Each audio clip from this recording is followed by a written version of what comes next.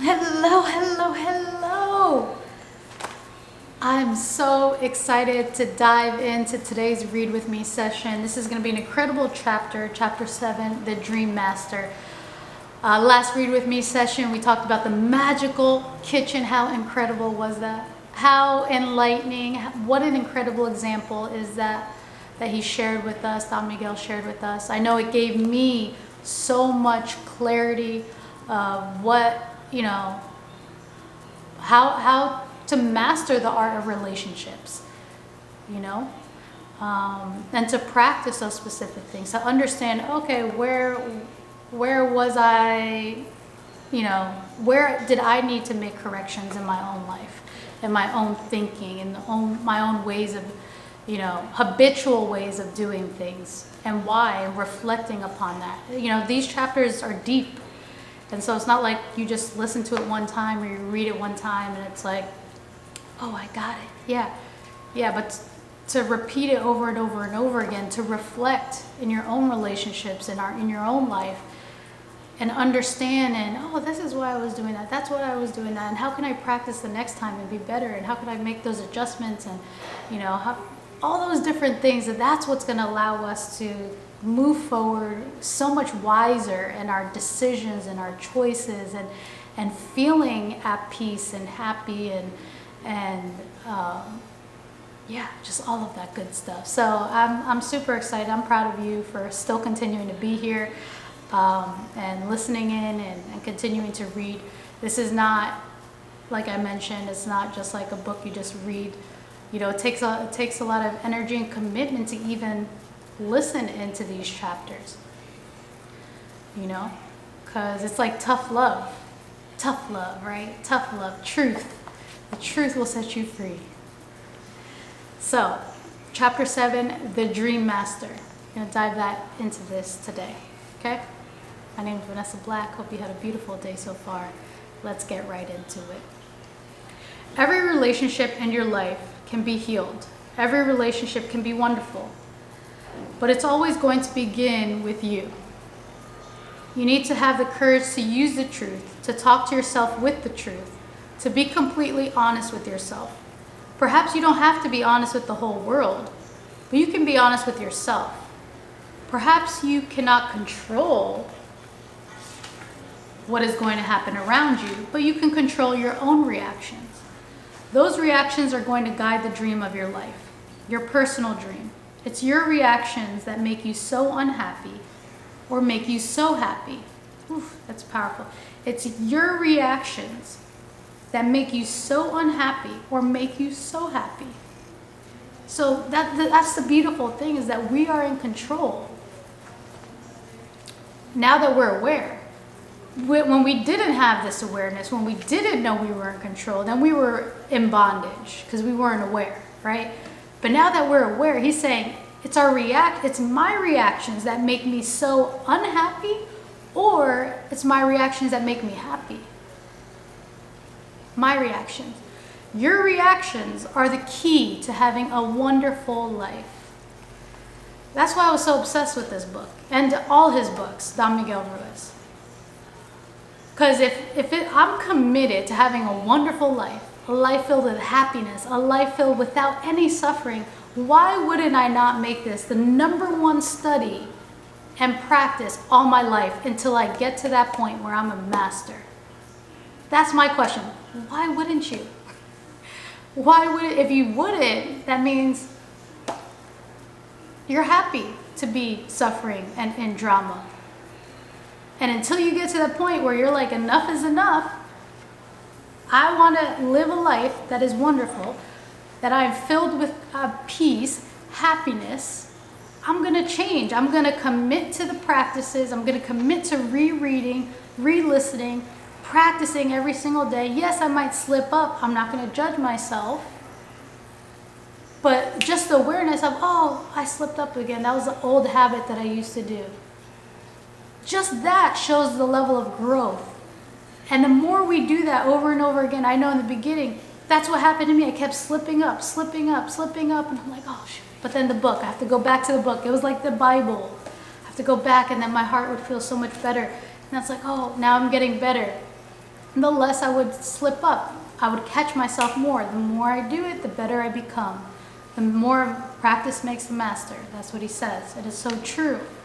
So the first thing that we got to do with these books is like, are you committed? Are you committed? Am I committed? Yes, I'm committed. This is the #1 study. That's why when I read it, the #1 study, my #1 focus, my happiness, my peace, living a wonderful life. That was mine, #1 at that time. It still always is. And if that's your focus, and I'm sure you've been seeking this, because whatever you're looking for, you will find. It's how it works. And you ran into either this audio or you're into this book because you were looking for it. So let's continue. I'm just really passionate about this because it's so important, and it's not going to happen overnight. It's work. This is work. It's mental work. It's work. Your reactions are the key to having a wonderful life. If you can learn to control your own reactions, then you can change your routines and you can change your life. You are responsible for the consequences of whatever you do, whatever you think, whatever you say, and whatever you feel. You are responsible for the consequences. Every action you say has a consequence. And we're responsible for whatever we do, whatever we think, whatever we say, and whatever we feel. Perhaps it's hard for you to see what actions cause the consequence, what emotions, what thoughts, but you can see the consequence because you are suffering the consequence or you're enjoying the consequence. You control your personal dream by making choices. You have to see if you like the consequence of your choice or not. I'll repeat this. You control your personal dream by making choices. You have to see. I have to see if I like the consequence of my choices, or I can see if I don't like the consequence of my choice.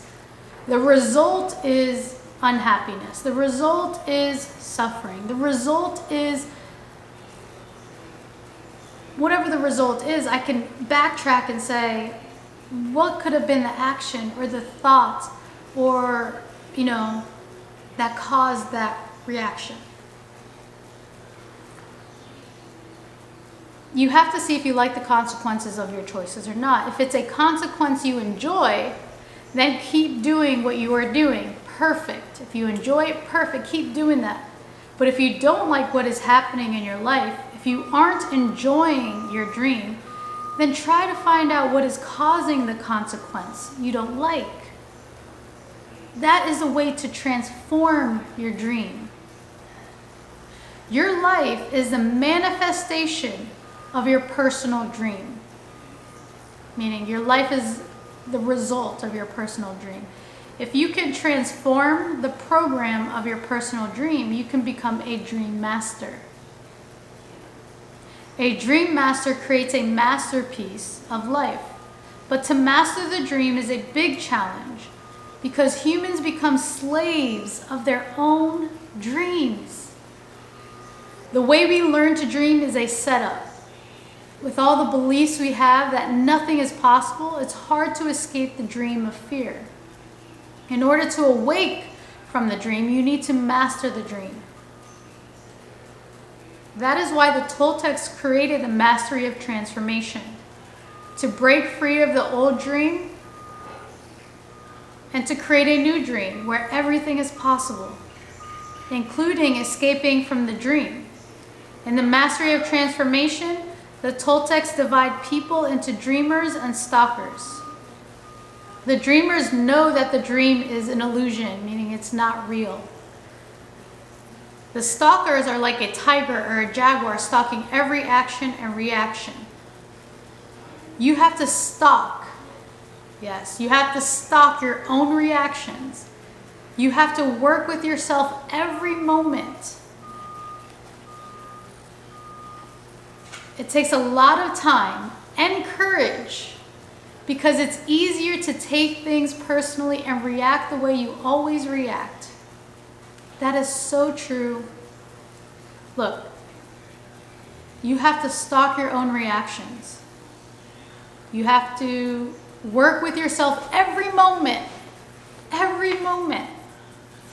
It takes a lot of time and courage because it's easier to take things personally and react the way you always react. That's the easy route. And that leads you to a lot of mistakes, to a lot of suffering and pain because your reactions only generate more emotional poison and increase the drama. If you can control your reactions, you will find that soon you are going to see, meaning you're going to perceive things as they really are. The mind normally perceives things as they are, but because of all the programming, all the beliefs we have, we make interpretations of what we perceive, of what we hear, and mainly of what we see. There's a big difference between seeing the way people see in the dream and seeing without judgment as it is. A big difference. The difference is in the way your emotional body reacts to what you perceive. For example, if you're walking on the street and someone who doesn't know you says, "You're so stupid," and walks away, you can perceive, or you can see and react to that in many ways. You can accept what that person said and think, "Yeah, I must be stupid." You can get mad or feel embarrassed, humiliated, or simply ignore it. The truth is that this person is dealing with his own emotional poison. And he said that to you because you were the first person to cross his path. It has nothing to do with you. There is nothing personal there. If you can see that truth the way it is, you don't react. You can say, "Look at that person who is suffering so much," but you don't take it personally. This is just one example, but it applies to almost everything that happens in every moment. We have a little ego that takes everything personally. That makes us overreact. We don't see what is really happening because we react right away and make it part of our dream. Your reaction comes from a belief that is deep inside of you. The way you react has been repeated thousands and thousands of times, and it becomes a routine for you, like brushing your teeth. You are conditioned to be a certain way, and that is a challenge. To change your normal reactions, to change your routine, to take a risk and make different choices. If the consequence is not what you want, change it again and again until you finally get the result you want. I have said that we never chose to have the parasite. We never chose it, which is the judge. He calls the parasite the judge, or the victim, or the belief system. If we know we didn't have a choice, and we have the awareness that it's nothing but a dream, we recover something very important that we lost. Something that religions call free will. Religions say that when humans were created, God gave us free will. That is true, but the dream took it away from us and kept it, because the dream controls the will of most humans.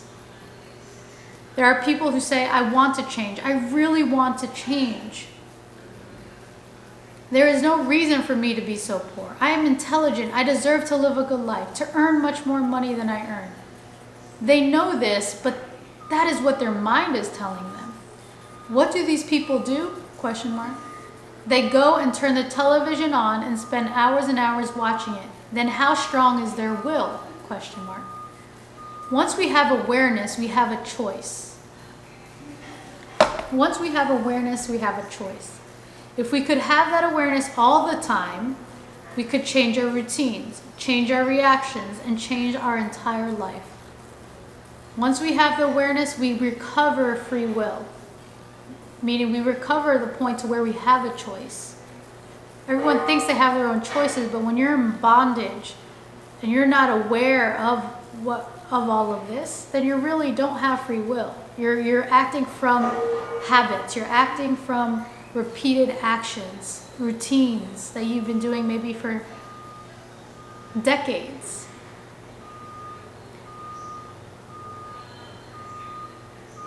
If we don't have the awareness, we have no choice. Okay? Becoming aware is about being responsible for your own life. You are not responsible for what is happening in the world. You are responsible for yourself. You didn't make the world the way it is. The world was already the way it is before you were born. You didn't come here with a great mission to save the world, to change society, but surely you come with a big mission, an important mission. The real mission you have in life is to make yourself happy. And in order to be happy, you have to look at what you believe, the way you judge yourself, the way you victimize yourself. Be completely honest about your happiness. Don't project a false sense of happiness by telling everyone, look at me. I'm a success in life. I have everything I want. I am so happy. When you don't like yourself, when you don't like yourself. So be completely honest about your happiness. Everything is there for us. But first, we need to have the courage to open our eyes, to use the truth, and to see what really is. Humans are so blind, and they're blind because they don't want to see. Let's look at an example. A young woman meets a man, and she feels a strong attraction for him right away. Her hormones go all the way up, and she just wants the man. All her girlfriends can see what this man is. He's on drugs, he's not working, he got all those traits that make a woman suffer so much. But she sees him. And what does she see? Question mark.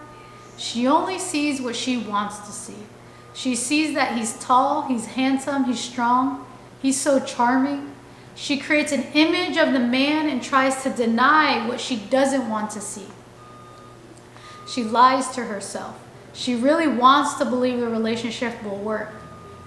The girlfriends say, her friends say, but he's on drugs, he's an alcoholic, he's not working.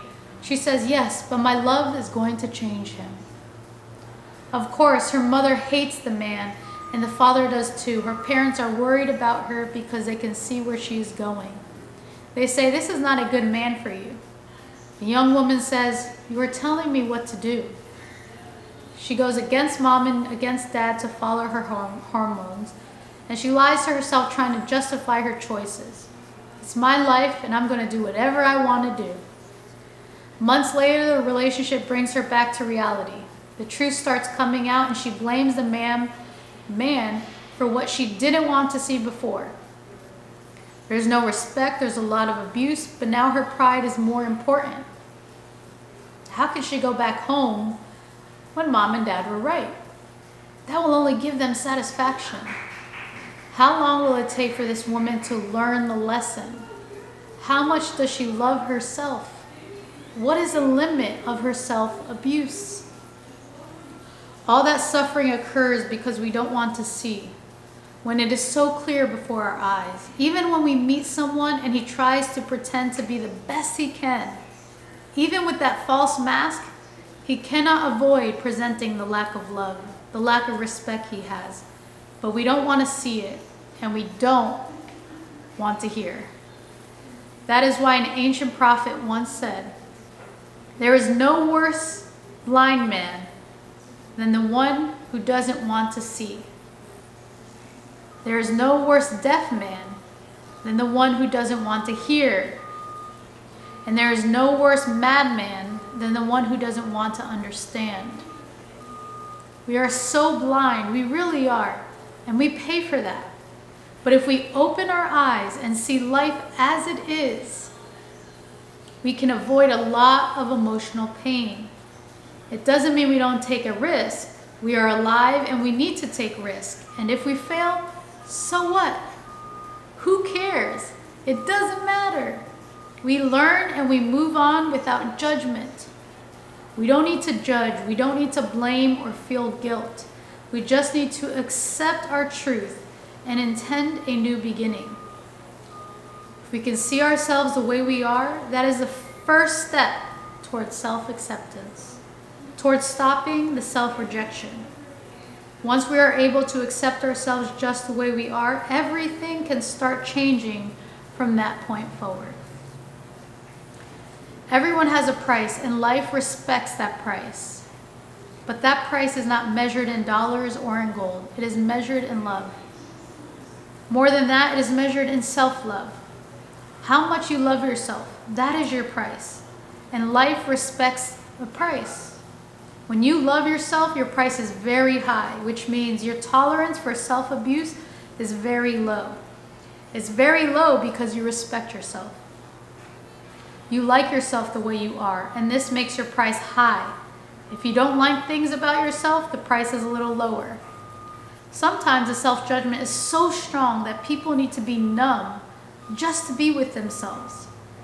If you don't like a person, you can walk away from that person. If you don't like a group of people, you can walk away from those people. But if you don't like yourself, it doesn't matter where you go, you are right there. To avoid being with yourself, you need to take something to numb you, to take your mind away from yourself. Perhaps some alcohol is going to help. Perhaps some drugs will help. Perhaps eating, just eat. The self-abuse can get much worse. There are people who really feel self-hatred. They are self-destructive, killing themselves little by little because they don't have the courage to kill themselves fast. If you observe self-destructive people, you will see they attract people just like them. What do we do if we don't like ourselves? Question. We try to get numb with alcohol to forget our suffering. That's the excuse we use. Where are we going to get alcohol? We go to a bar to drink, and guess who's going to be there? People just like us, who try to avoid themselves also, who also try to get numb. We get numb together, we start talking about our suffering, and we understand each other very well. We even start to enjoy it. We understand each other perfectly because we vibrate in the same frequency. We are both being self-destructive. Then I hurt you, you hurt me. A perfect relationship in hell. What happens when you change? For whatever reason, you no longer need the alcohol. It's okay now to be with yourself, and you really enjoy it. You no longer drink, but you have the same friends, and everyone's drinking. They get numb. They start getting happier, but you can clearly see that their happiness is not real. What they call happiness is a rebellion against their own emotional pain. In that happiness, they're so hurt that they have fun hurting other people and hurting themselves. You no longer fit in, and of course they resent you because you are no longer like them. Hey, you're rejecting me because you no longer drink with me, because you don't get high with me. Now you have to make a choice. You can step back, or you can go to another level of frequency and meet people who finally accept themselves like you do. You find there is another realm of reality, a new way of relationship, and you no longer accept certain kinds of abuse. And that concludes chapter 7.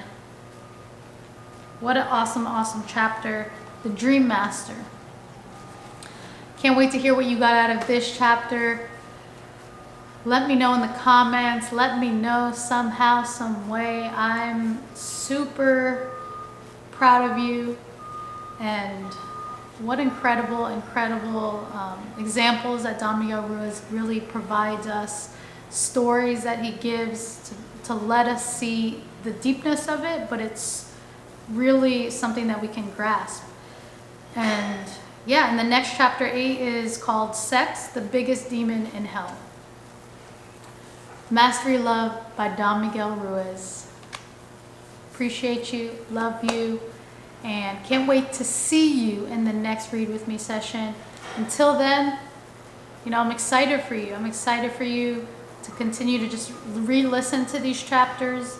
There's a playlist that have all the chapters in a row if you want to re-listen to the book. And start practicing it. If you've already started practicing and becoming aware of some of the things, let me know in the comments. Yeah. I'm excited for all the breakthroughs that are taking place and all, all the wisdom and awareness that we all have now. So we'll see you on the next chapter. Have a beautiful rest of your day.